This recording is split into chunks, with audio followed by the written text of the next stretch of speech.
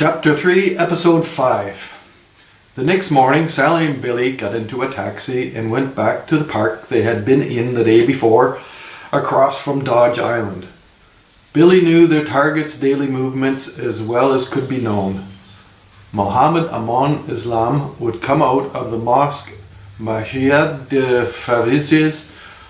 just the next street up from the park. When he did, Billy and Sally stayed a fair distance behind him as he walked up the street to his favorite café. Sally sat outside on a stool next to the street and didn't pay attention to Muhammad Amon Islam. He sat inside next to the window and ordered his coffee. Sally did the same at her little table. Billy took a walk. Sally tried not to wonder about Muhammad Amon Islam. He didn't really look like someone who had to die. He was polite to the waiter. He ordered something to eat. Sally ordered a piece of blueberry pie.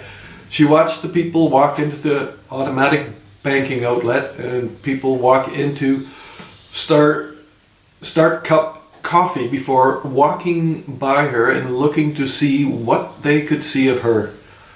She mostly kept her head down and looked at her smart device, even though there was nothing she was looking at. Muhammad Amon Islam noticed Sally, the back of her.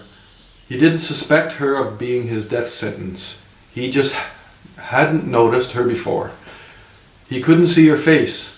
Just the way she sat made him curious. She could be a student or a tourist.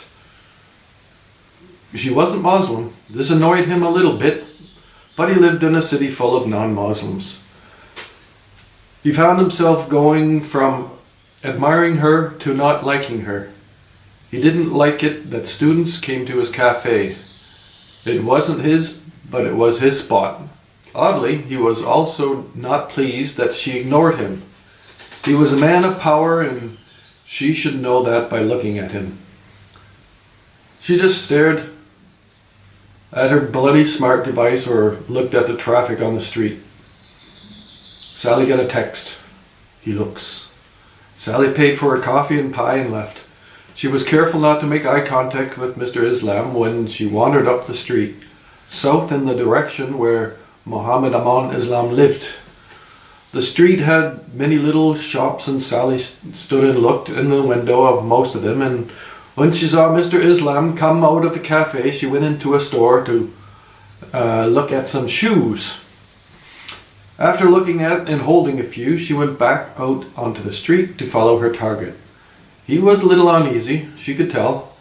His instinct was warning him, but like most people, he didn't really believe in instinct. Sally knew the route he would take. She also knew where he would be out of sight for surveillance cameras. He liked to walk through Simpson Park on his way home. Sally put her thin rubber gloves on when they got to the park. She let the plastic bag fall into a litter basket as she took the ceramic knife in her fist and started jogging at a relaxed pace. He heard her step on a twig and turned around. "It's you! I saw you!" "Yes, it is." He didn't see the knife. He was too surprised to be seeing this young woman that caught his attention at the cafe. The knife went straight into his throat. The thrust knocked him back as he tried to grab at Sally, but only managed to grab the knife. Sally let it from her grip and kept walking. There was no DNA on the knife, other than that of Muhammad Amon Islam. She heard him fall into the bushes, but did not look back. It was done. Her first assignment. Their first assignment. "Coffee," Sally texted. They would go to the Hard Rock Cafe for a burger and fries, or chicken wings before going back to the beach to take the rest of the day off.